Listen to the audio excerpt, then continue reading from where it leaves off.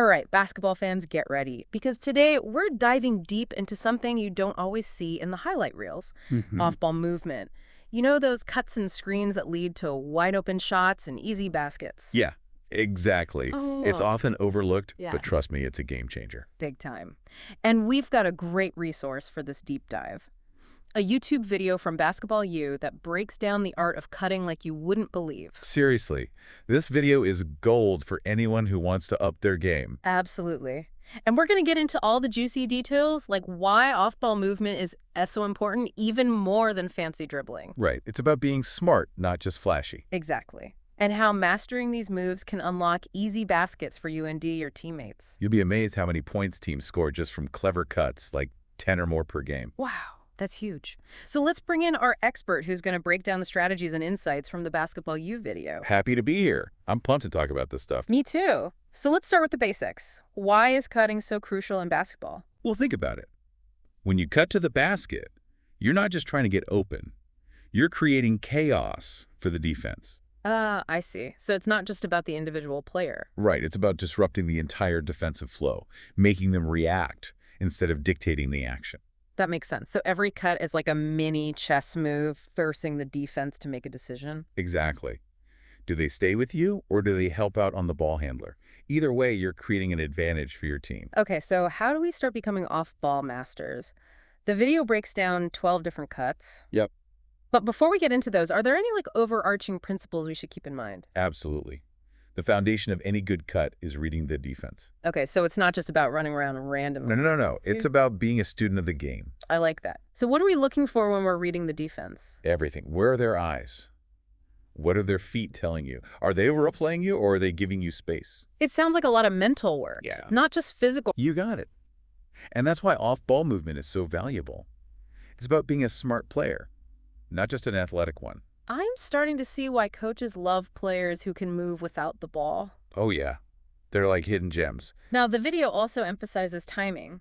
Your cut needs to be synchronized with the ball handler's actions. Absolutely. If you're too early, the defender can recover. If you're too late, the opportunity is gone. So it's all about finding that sweet spot, like a perfectly timed pass in football. Exactly. And another key principle is speed changes. Don't be predictable. Mix it up. Okay, so don't always cut at the same speed. Right. Throw in a quick burst, a hesitation move, keep the defender guessing. I like it. It's like you're speaking their language, but they can't understand you. Yeah, that's a good way to put it. Okay, I'm starting to see why off-ball movement is so important. Yeah. It's not just about running to the basket. Nope. It's about creating space, keeping the defense guessing, and working as a team. You got it. Now to see all of this in action, we can start diving into those 12 cuts from the video. Okay, let's start with a classic, the V cut. The video even shows two variations, quick and jam down. Yeah, those are great starting points. Those sound pretty intense. They can be, but they're also super effective. So picture this. You're on the wing, a few steps away from the three-point line. Okay, I got it. You make a quick move towards the middle of the court, that's the V, and then cut sharply back out towards the ball. So you're using that initial move to get the defender leaning the wrong way? Exactly. And the jam down variation takes it up a notch. You drive hard to the basket like you're going for a dunk, Oh, wow. then pivot back out towards the ball. It's a really aggressive move. Sounds like a great way to create separation and get an open shot. It is. Yeah. And the video also emphasizes using your body to shield the ball. Ah, so it's harder for the defender to steal it? Right. It's called ripping the ball through on the catch. Okay, so it's not just about catching the ball, it's about being ready to make a play immediately. Exactly. You want to be in control and ready to attack or find an open teammate. Got it. That makes a lot of sense. So what's the next cut on our list? Let's talk about the L cut. It's a bit more about finesse and footwork. Okay, I'm intrigued. Where do we usually see this one being used? You'll often see the L cut being used by players on the low block.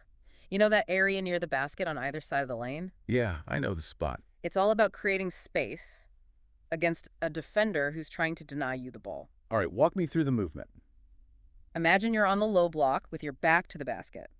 You take a step or two towards the elbow, The middle of the free throw line. Yeah. and then make a hard cut to the wing, forming that L shape. So it's like a quick change of direction using the defender's momentum against them. Exactly. You're using your body to shield the ball and create a passing lane for your teammate. Okay, I can see how that would be tough to defend against, especially if the timing is right. Timing is everything. And just like with the V-cut, that rip-through motion on the catch is crucial. To maintain control and make a quick decision. We got it. Okay, that makes sense. Now this next cut, the shallow cut, sounds a little less aggressive. It is. It's more about creating confusion and disrupting the defense's flow. So it's less about attacking the basket directly. Right. It's more about creating opportunities for your teammates. I see. So how does it work? Imagine you're on the wing and the point guard is dribbling towards you. As they approach, you make a quick cut under the basket. Towards the opposite wing. Exactly. Almost like you're exchanging positions with another player. So it's like a quick handoff, but without actually touching the ball. You got it. And the beauty of this cut is that it forces the defense to adjust. Do they switch assignments or do they stay with their original man? Right. Either way, it creates a moment of hesitation. And that's all you need to create an open shot. For yourself or a teammate. Exactly. So it's like a little mind game. It is. And it's very effective. I can see that. It's Yeah. like a subtle way to keep the defense on their toes. Exactly. And speaking of keeping the defense on their toes, let's move on to a cut that's all about attacking the basket. The dive cut, or basket cut, as it's sometimes called. Okay. I like where this is going. Let's hear about the dive cut. This one's a classic for a reason. Mhm. It's all about aggression and taking advantage of defensive lapses. So anytime you make a hard cut towards the basket, that's a dive cut. Pretty much. But it's not just about blindly running to the hoop. You're watching for those telltale signs. Like what? A defender ball watching a mismatch in the post, or a teammate driving to the basket. Ah, so you're looking for those windows of opportunity. Exactly. And when you time it right, the dive cut can lead to easy layups. For you or a teammate if the defense collapses to help. Right. And even if you don't get the ball, a well-timed dive cut can draw a foul or open up space for a shooter on the perimeter. So it's not just about scoring, it's about creating opportunities for the whole team. You got it. And that brings us to a cut that's a bit more subtle, but incredibly effective. The back cut. Back cut. It sounds almost sneaky. It is. It's all about exploiting a defender who's either ball watching or overplaying you. Ah, so you're using their inattentiveness against them. I like it. It's a classic move. Yeah. So imagine you're on the perimeter facing the basket. The defender's playing tight on you. Trying to deny me the ball? Right. You take a step or two towards the ball, like you're going to receive a pass. But then as soon as they relax, you quickly cut behind their back towards the basket. Oh, that's sneaky. I love it. But timing seems absolutely crucial here. It is. You need a teammate who can anticipate your move and deliver a pinpoint pass. And I bet you can use screens to make this cut even more effective. Absolutely. The video even shows how you can use a teammate in the low post as a screener to create even more space for a back cut. So there's a real element of teamwork involved here. Always. And speaking of teamwork, the next cut we're going to talk about, the face cut, is often used in a give-and-go situation. Okay, so we're working closely with a teammate to create an easy basket. Exactly. Now, how does the face cut differ from the back cut? It seems like they both involve cutting towards the basket. The key difference is the direction of the cut. With a back cut, you're cutting behind the defender. With a face cut, you're cutting in front of them. Towards the ball. Exactly. And you might use a quick jab step or a few steps away from the ball to create space for the cut. So if I'm reading this right, with the face cut, you're using the defender's momentum against them. You got it. And when it works, it often leads to a wide-open layup. Okay, I'm getting this. It's about using deception and timing to create those scoring opportunities. Exactly.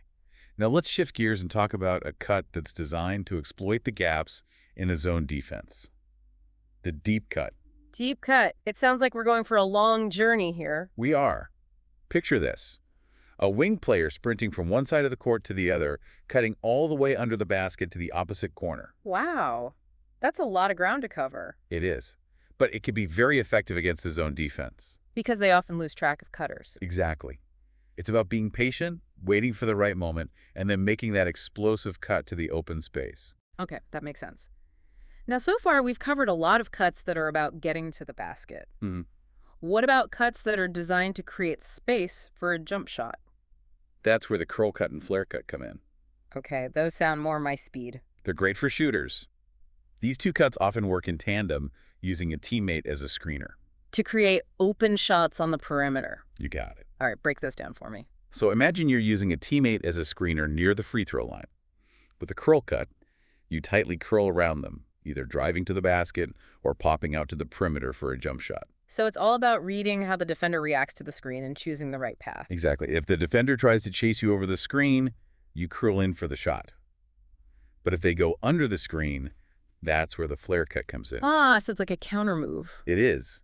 With the flare cut, instead of curling in, you flare out to the three-point line, creating space for a wide-open jump shot. It's all about keeping the defender guessing and creating those catch-and-shoot opportunities. I'm starting to see a pattern here. It's all about being unpredictable and reacting to the defense. You got it. And this actually reminds me of something we touched upon earlier, the importance of NBA examples. Right, like how the greats use these cuts to dominate the game. Exactly. The video highlights players like Reggie Miller, Rip Hamilton, and Ray Allen. They all mastered these cuts and built Hall of Fame careers on them. It's amazing to see how they use these seemingly simple moves to become unstoppable scorers. And it's not just about athleticism. It's about intelligence and strategy, Yeah. like Rip Hamilton. Oh, yeah. You mentioned him earlier and how he was known for his relentless running. Right. Defenders hated chasing him around all game. Right. He wore them down, found those openings, and became one of the deadliest scorers in the league. So it's about finding what works for you and your team. It's not a one-size-fits-all approach. Exactly. And it's not just for role players either. Look at Steph Curry. Arguably the greatest shooter of all time. Right. But his off-ball movement is incredible. He's constantly cutting, setting screens, and creating opportunities for himself and his teammates. Yeah, he's a master of moving without the ball, even surpassing his brother Seth in range. It's a key part of what makes him so difficult to guard. You know, I used to think off-ball movement was just for those glue guys. The players who do the dirty work. Yeah. But seeing how Steph Curry utilizes it, it's changed my whole perspective. It's like a secret weapon that can elevate any player's game. Absolutely. And we still have a few more cuts to cover from the Basketball U video. Okay, let's keep going. We've talked about V cuts, L cuts, shallow cuts, dive cuts, back cuts, face cuts, deep cuts, curl cuts, and flare cuts. Wow, that's a lot. What's next on our off-ball movement journey? Next up is the UCLA cut, a cut named after one of college basketball's most storied programs. Ooh, I like the sound of that. How does it work? It typically involves 2 perimeter players and a player in the high post. The player at the top of the key passes to the wing and then cuts to the low block using the high post player as a screener. So it's a coordinated move that takes advantage of the space created by that initial pass and cut. Right? It's about synchronized movement and exploiting the defense's reaction to the ball. Okay, that makes sense. Now this next cut, the flash cut, sounds pretty quick and decisive. It is. It's all about being opportunistic and reading the play as it develops. Okay, give me an example. Imagine you're in the post and you see the ball in the high post. You make a quick explosive cut towards the ball trying to get open for a pass. So it's about taking advantage of those moments when the defense is distracted or out of position. Exactly. And if you catch the ball in the high post, you have options. Pass to a cutter, kick it back out, drive to the basket, or take a shot. So many possibilities. It's like a choose-your-own-adventure cut. I like that. Hmm.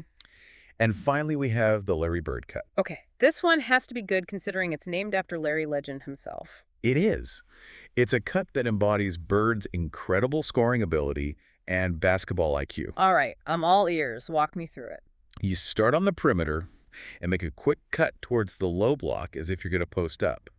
But then you make a quick stop pivot and seal the defender on your backside. Wait, so you're faking them out. I love it. Exactly. And then you quickly move out to the corner for a wide open jump shot. It's like a combination of deception timing and spatial awareness. No wonder it's named after Larry Bird. It's a cut that requires both skill and intelligence, which is why it's so effective. And it really highlights how off-ball movement is about so much more than just running around. Absolutely. It's about reading the defense, understanding spacing, anticipating your teammates' moves, and making smart decisions. I have to say, this deep dive has completely changed the way I think about basketball. I'm glad to hear that. It's one of those aspects of the game that often goes unnoticed. But once you understand it, it opens up a whole new level of appreciation for the sport. It's like learning a secret language, and now I can see all those subtle but brilliant moves that I might have missed before. That's the beauty of it.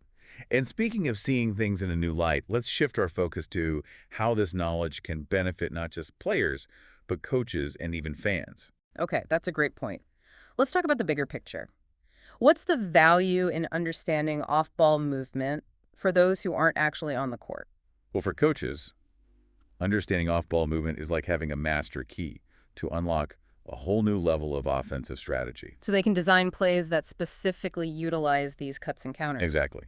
knowing how to create mismatches and exploit defensive weaknesses. So it's about being able to orchestrate the movement on the court like a choreographer designing a dance. That's a great analogy. Yeah. Now for fans, well, it's like being in on the secret.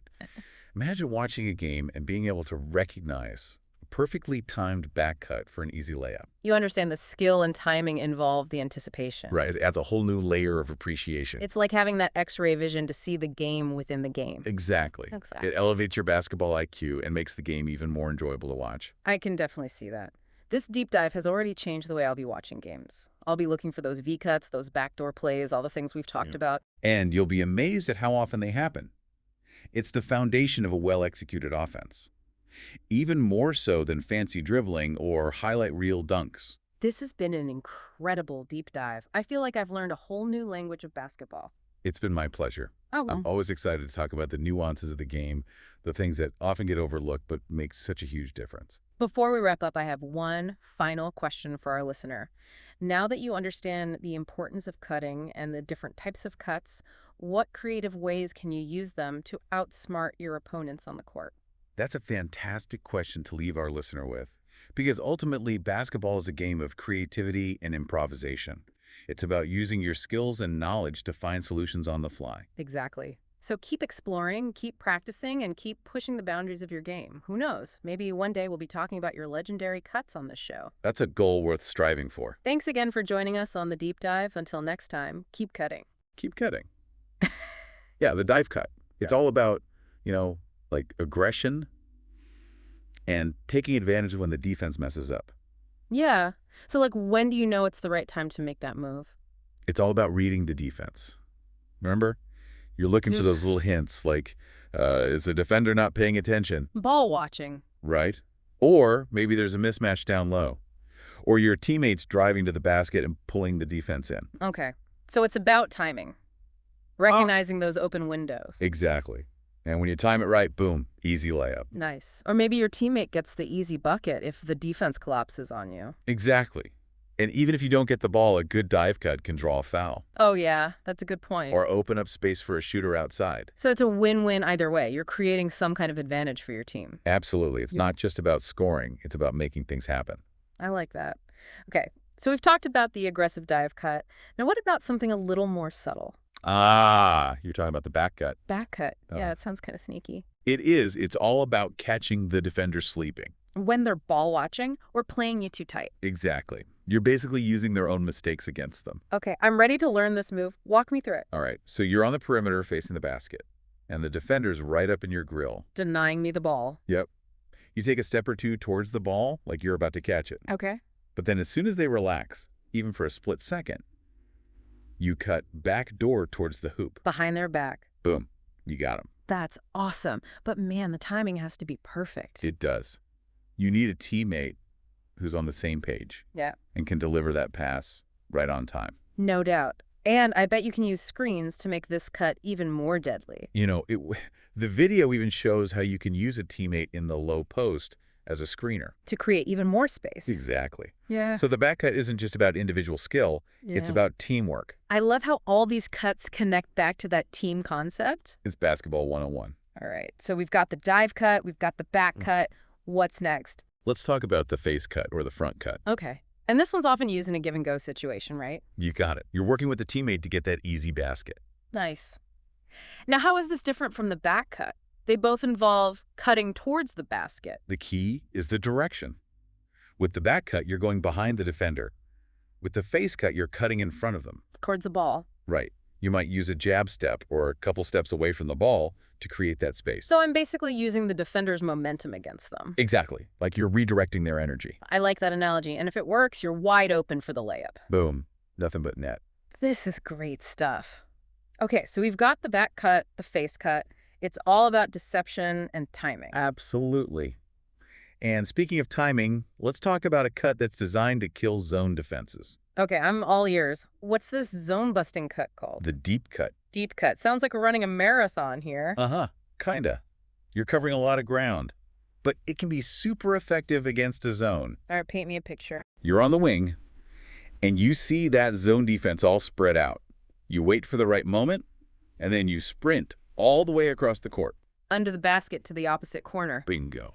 That's the deep cut. So zones are vulnerable to cutters because they're not always focused on individual matchups. Right. It's about finding those gaps and exploiting them. Okay, I can Yeah. see that. And could this also work against a man-to-man defense?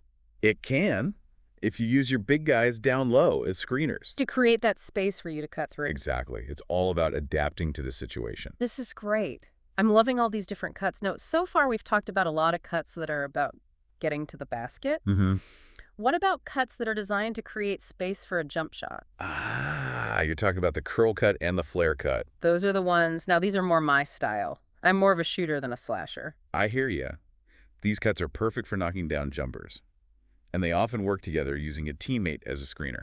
Okay, I'm ready to learn these. Let's break them down. So picture this. You're using a teammate as a screener near the free throw line. With a curl cut, you curl tightly around that screen. Like I'm wrapping myself around my teammate. Yeah. And then you either drive to the basket or pop out for the jumper. So it all depends on how the defender reacts to the screen. Exactly.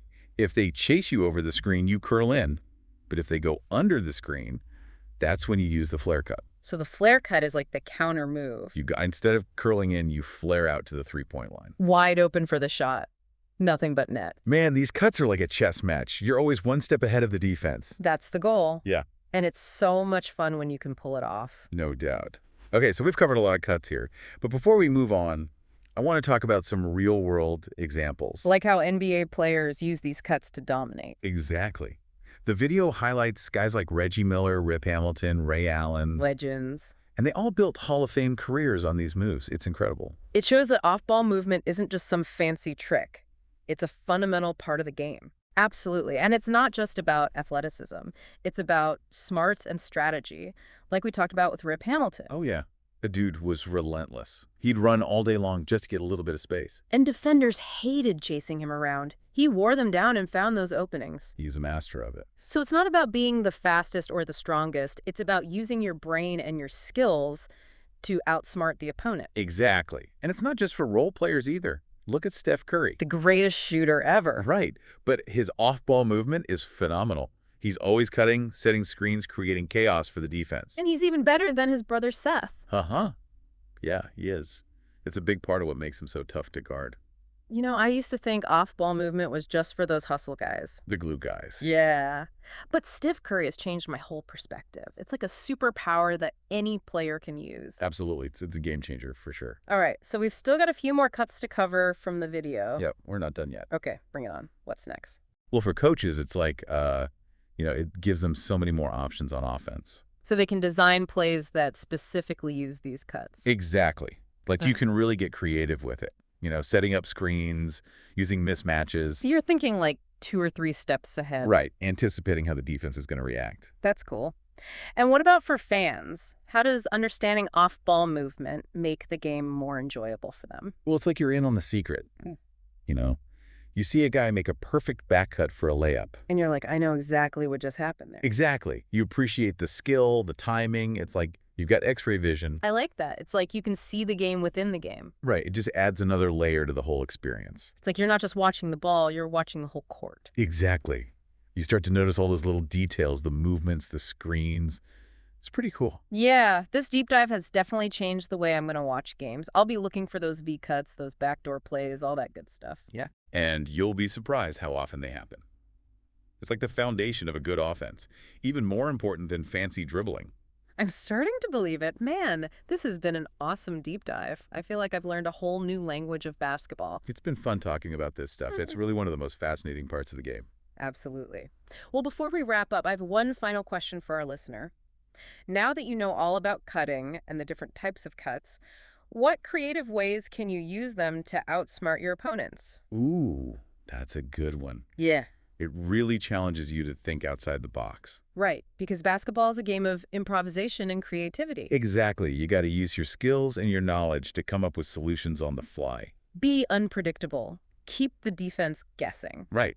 And that's what makes basketball so fun. You're always learning, always adapting. Absolutely. So keep exploring, keep practicing, and who knows, maybe one day we'll be talking about your legendary cuts on this show. That would be awesome. All right, folks, that's all the time we have for today's deep dive. Thanks for listening, and remember, Keep cutting. until next time,